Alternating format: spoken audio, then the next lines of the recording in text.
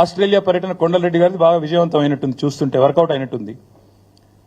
మరి రేవంత్ రెడ్డి గారిది ఆ స్థాయిలో అయినట్లేదు, కాబట్టి ఫ్రస్ట్రేషన్ బాగా పెరిగినట్టుంది. ఆయన అబ్సెన్స్ లో ఇక్కడ తిరుపతి రెడ్డి గారు బాగా ప్రచారం జరిగింది. మరి కుటుంబంలో మిగతా సభ్యులు దూసుకొని పోతున్నారన్న బాధనా, లేకపోతే ఇక్కడ బట్టి గారు ఆయన లేనప్పుడు బాగా తిరిగిండన్న భయమా, లేకపోతే అధిష్టానం ఏమన్నా అదిలిస్తుందా అని, లేకపోతే ఇంకేమన్నా మాకు అర్థం కాల ఫ్రస్ట్రేషన్.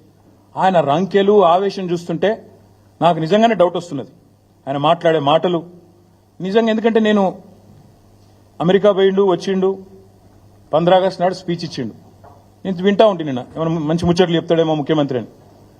చాలా విచిత్రమైన విషయం చెప్పిండు. బాక్రా నంగల్ ప్రాజెక్టు తెలంగాణలో ఉంది, మాకు తెలియదు. ఇన్ని రోజులు మేము పిచ్చోళ్ళ లెక్క ఆడిపోతున్నాం ఉత్తర భారతదేశానికి, మాకు తెలిస్తే ఇక్కడికే పోతుంటే.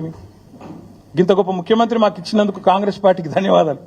ఎందుకంటే విచిత్రంగా ఉంది మాకు ఈ రుణమాఫీ విషయం. నేను అందుకే ముఖ్యమంత్రి గారిని సూటిగా సవాల్ చేస్తా ఉన్నాను.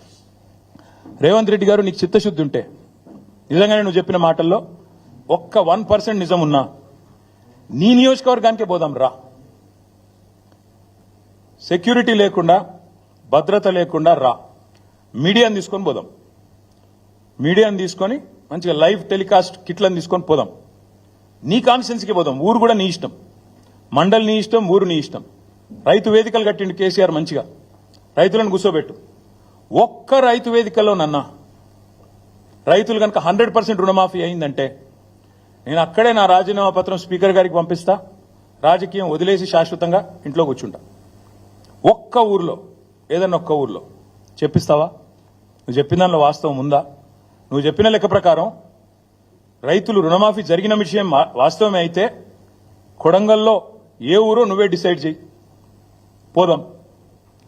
కేవలం కొడంగలే కాదు, మేము వదిలిపెడతా అనుకుంటున్నామేమో. మా నాయకులందరికీ నేను ఈరోజు పిలిపిస్తా ఉన్నా ఈ పత్రికా సమావేశం ద్వారా. రాష్ట్రంలోని ప్రతి నియోజకవర్గంలో మేము చాలా ఊర్లు తిరుగుతాం ఇప్పటి నుంచి. ఈ పచ్చి మోసం ఏదైతుందో దీన్ని ఎండగట్టడానికి బీఆర్ఎస్ పార్టీ నాయకత్వం. మొన్న మా తమ్ముడు వివేక్ గారు ఎట్లా కుత్బుల్లాపూర్ రూరల్ మండల్లో ఎంతమంది ఉంటే ఎంతమందికి అయిందో మొన్నొచ్చి ఇక్కడ ప్రెస్ మీట్ పెట్టి మరీ లెక్క చెప్పినాడు. రుణమాఫీ విషయంలో 1000 మంది ఉంటే కేవలం 100 మందికి ఇచ్చి మేము మొత్తం కంప్లీట్ చేసినామని పోజులు కొడితే, ప్రధాన ప్రతిపక్షంగా మా బాధ్యత మీ వాదనలోని డొల్లతనాన్ని ఎండగట్టడం. ముఖ్యమంత్రికి నిజంగా దమ్ముంటే ఆయన నా సవాల్ స్వీకరించాలి. Let him accept this challenge. Kodangal పోదాం, లేదా నీ ఇష్టం ఉమ్మడి పాలమూరు ఏ కాన్స్టిట్యున్సీకైనా పోదాం, నీ ఇష్టం. సొంత ఊరు కొండారెడ్డిపల్లికైనా పోదాం. ఆ ఊళ్ళో అయినా 100% రుణమాఫీ అయిందా నువ్వు రుజువు చేయి.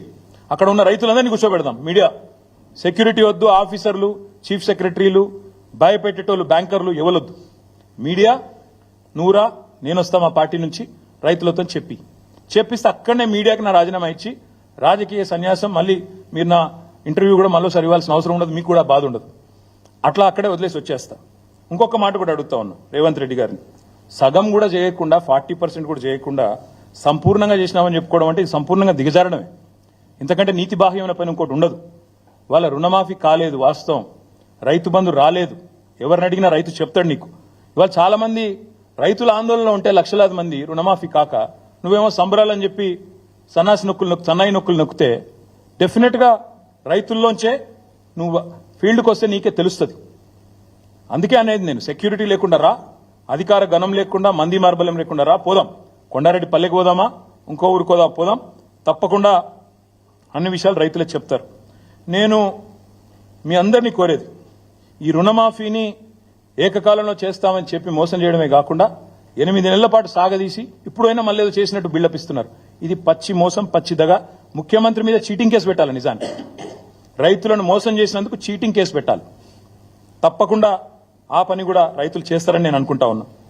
ఇంకొక మాట కూడా నేను చెప్తా ఉన్నా, ముఖ్యమంత్రి గారు నిన్న చూస్తూ ఉంటే, ఆయన మాటలు చూస్తూ ఉంటే నిజంగా ఆ ఫ్రస్ట్రేషన్ ఏందో కానీ ఆయన మాట్లాడే మాటలు, ఒకటేమో బాక్రానంగల్ ఇక్కడ ఉందంటాడు, ఇంకోటేమో గూగుల్ విప్రో సీఈఓ సత్యానాదెల్లా అంటాడు, తర్వాత ఇంకా చాలా ఉన్నాయి ఆయన మాటలు వింటా ఉంటే. నాకైతే ఆయన మానసిక సంతులనం మీద అనుమానం ఉంది. ఆయన కుటుంబ సభ్యులకు కూడా నేను విజ్ఞప్తి చేస్తా ఉన్నా, ఆలోచించుకోండి. ఏదో అయినట్టుంది పాపం, దయచేసి చూపెట్టండి. ఎందుకంటే రాష్ట్ర భవిష్యత్తుకు ప్రమాదం. పిచ్చోడి చేతిలో రాయిలాగా రాష్ట్రం మారితే రాష్ట్రానికి ప్రమాదం. ఆయన మరి అసహనము, ఫ్రస్ట్రేషన్ బాగా పెరుగుతోంది. ఎందుకంటే ఆయన విషయాలన్నీ బయటపడుతున్నాయి ఒక్కొక్కటిగా. బావమరిదికి అమృత్ కాంట్రాక్ట్ ఇచ్చిన విషయం బయటపడ్డది, తమ్ముడితో ఎంఓయూ చేసుకున్న విషయం అమెరికాలో బయటపడ్డది. ఇంకా ఒక్కొక్కటిగా చాలా బయటకు వస్తున్నాయి. కాబట్టి తిట్లు బూతులు అవాకులు చెవాకులు ఫ్రస్ట్రేషన్లో బీపీ పెంచుకుని అరచడాలు